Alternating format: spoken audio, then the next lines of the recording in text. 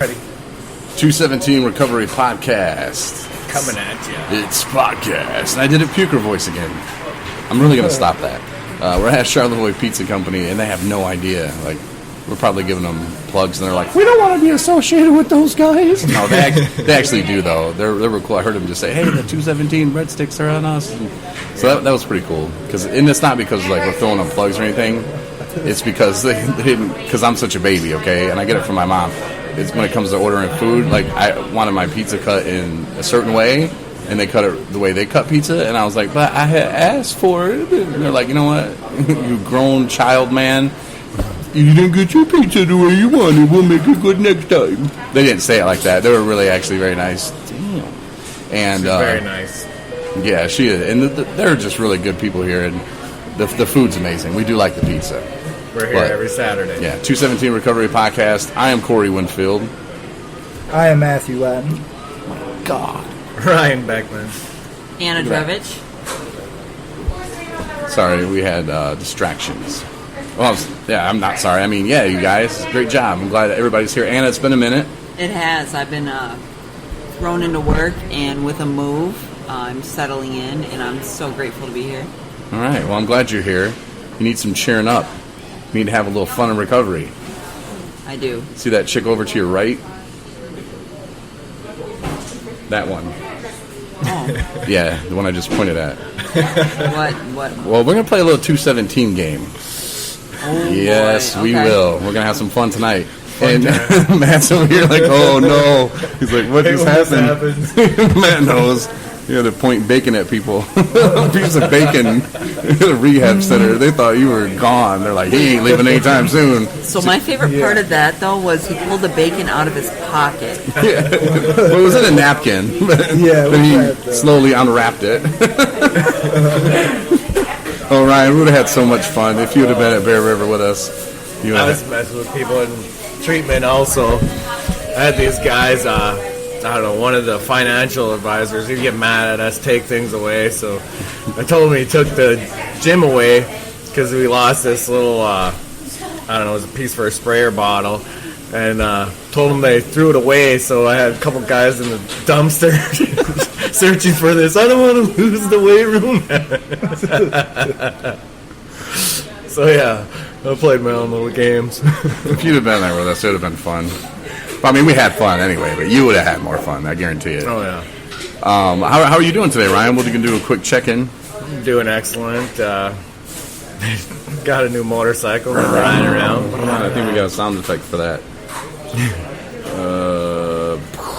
Born to be wild. Oh, maybe that's not the right one, but yeah. So you got a new bike, man. That's cool. Yes. I know you're pretty excited about Really it. fun. Free, little wind in my hair. Yeah. Went for a couple of rides today. It's been a good time. Nice. Being sober is fun. Being sober is awesome. So you're in a stellar mood. What about you, Matt?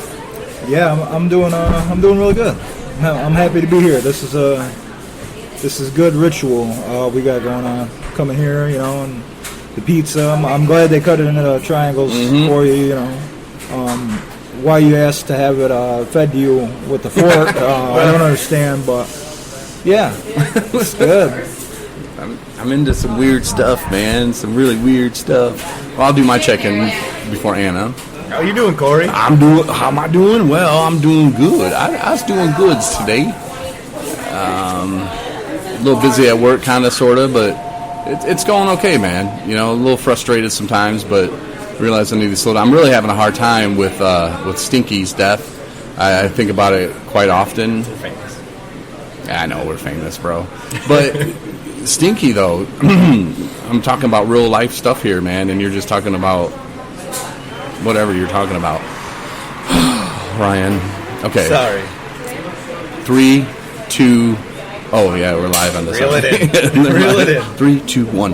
Yeah, so I'm doing pretty good though. And Matt said something to me last night, and I didn't understand what he was saying at first. He was like, "Hey man, you really living this 217 stuff?" And I was like, "What do you mean?" I took offense to it. I don't know why. And he's like, "You live in it." And I'm like, "I don't know. What are you talking about?" He's like, having fun in recovery. And I was like, "Oh yeah." And I have to remember that sometimes. Like life and situations can be what you make them. You know, if you go to work every day, Matt, you know this. You go to work every day, all mad and pissed off. You got to be at work. You got to clean the bathroom, or you got to do something you don't want to do. It makes it even worse. But if you go in there with a smile on your face and go, "Damn it, this bathroom is going to be the cleanest bathroom they've ever seen," or you know, I'm going to reservation the hell out of this person when they call. You know, the hard stuff. Change it into a positive. Yeah, you change it into a positive, and it really does affect your day and your mood. So I kind of thought about that today a lot. You know, like, you know, fun and recovery. You know, I can have fun in recovery. So with that said, Anna, you having fun in recovery today? I have had an okay day. I worked. It was super busy. I'm grateful for my job. I love my job. Some days are harder than others. I'm struggling with when I called my dad this morning to talk to my daughter. He informed me that until the adoption goes through, I have recently signed over rights through a lot of hard processing over to him for the greater good of my daughter, her well-being, my dad's sanity, and peace of mind to know that she's well cared for. That was hard. That was difficult. I'm still dealing with that. But now until the adoption goes through, I'm not even allowed to talk to her on the phone. So that was a major blow to everything, my heart, my soul. I just had gotten to work and stepped out for a cigarette, went outside to call her and tell her good morning, and yeah, I don't know when that is till. I mean, it could be a week, it could be a year. We only had about a 5-minute conversation. I didn't get a break till then, and then I did, however, highlight of my day. Ryan picked me up on his motorcycle from work. Yeah. This is my first time on a motorcycle. Whoa. I was a little scared. It was actually a lot of fun. My hair did not look fun afterwards, but that's okay. Oh. Yeah. And then went to a meeting with these guys, and it's been a minute, and I needed it. I needed to talk. I wasn't going to talk to anybody about it. And I realized 10 days late, but better late than never, I got my 5-month chip coin, whatever, and got some stuff off my chest. And now we're gonna have fantastic pizza and do a podcast, so I do feel better. Yeah, I'm glad you do. You're going to feel real better when I give you the task to perform on that chick right there, the one I'm pointing at again, over to your right. I mean, she's really close. What do you say, about 3 feet away from me? 4 feet away, maybe? Yeah, she's about, what, 10? I don't know, man. 13? I can't judge age when it comes to women nowadays. No, I didn't mean it like that. I mean, like, I don't have my glasses on. Yeah, I don't have my glasses on either, and I still am scared. Yeah, it's going to be fun. Don't get scared. But yeah, since we're going to have fun. But Anna, before we have fun, like Ryan, even though he has a hat that says Rad Dad, he is not a father. Matt is not a father. I am not a father. But we have mothers. Ha ha! There's And those poor women. Yeah. Just kidding, kind of. But, like, we don't know. Like, I mean, we have nephews and nieces and stuff, and the love that we share for them is like, wow, like, how could that even get crazier? But I've heard it's even crazier when they're actually yours. But I couldn't imagine what you're going through. I don't know the process of it all. And I mean, I guess nobody really does until you go through it, unfortunately, unless like it's your job or something. Then that job would suck. Hey, I gotta take these kids away from people, or like have these parents. Oh, that'd be a brutal job. But anyway, like, what was the process and what was the thinking and like what were the feelings? Because you're not the only one that obviously has gone through this, but it's. I just want to know. I'm curious, Well, initially CPS got involved because I couldn't stop drinking, and EMTs were called. I had left my ex, and EMTs were called when my mom couldn't wake me up. My daughter was crying, and she was thirsty. My mom was scared, called 911. EMTs, it's their job when a child's present and something like that occurs to involve CPS.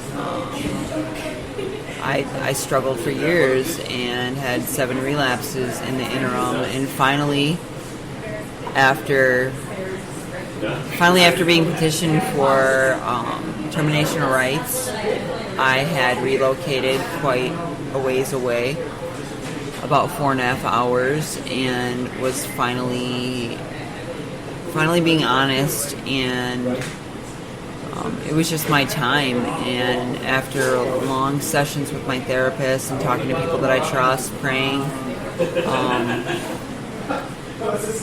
I had decided that I wasn't going to fight it. If I did fight it, then I could have not just lost custody of my daughter, but also not been able to see her, contact her until she's 18, potentially. And my dad was just real with me and was like, I will adopt your daughter.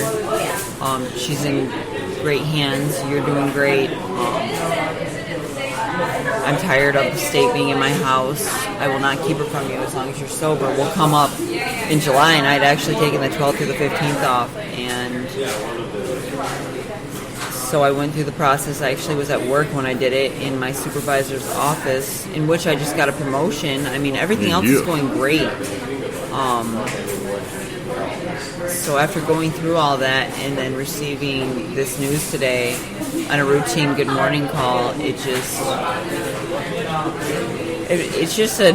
goes to show that just because you get sober, life doesn't get better, but how you cope with it and how you deal with it gets better. Therefore, life will eventually get better. And I'm just grateful for the freedom from the obsession of alcohol. I mean, that's honestly the best gift. You haven't thought, oh, I'm going to go out and drink over it. Oh, I can't handle this. This is horrible. I need to go get drunk. I'm glad that you didn't. Thank you. But you know how they tell us, live in the now, live in the moment. I think this is one of those moments that maybe you don't. Because, I mean, this is, first of all, correct me if I'm wrong, but this is just a temporary thing until the adoption is finalized, right? Yeah, this is temporary. Okay, so what can you do? Can you write letters and just not mail them? I mean, you can do things to let her know that, hey, Mom was thinking about you. And she might love them. Like when you sit down and actually have a chance to, like, hey, Mom is going to read you a letter that I wrote you when I couldn't talk to you because I missed the hell out of you. I think she'll appreciate that big time. And then look at you know how fast kids grow up. You're going to be a grandma soon, first of all. Don't look at me like that. But I'm just saying, this right now is such a small, and I know it's a big part of her life, and being so little, they're only little once, but things happen how they're supposed to. And Matt said it in the meeting, and I didn't agree with him. He was like, oh, I took all the wrong roads. No, Matt, you took the roads you were supposed to take.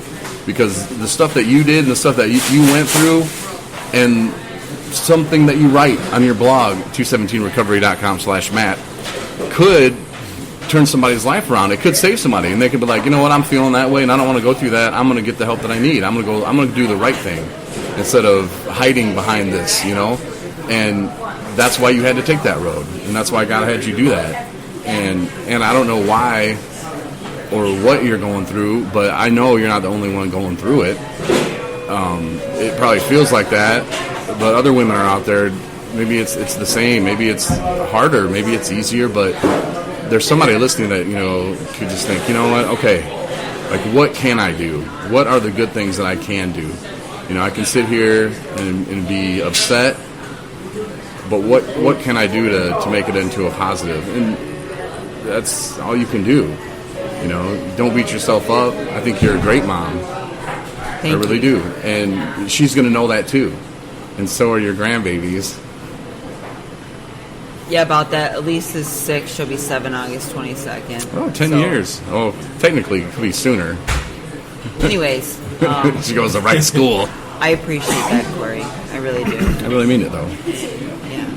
I'm grateful that I get to go to a job that I get to have a daily reminder of where I was and what One Poor Choice can take me back to.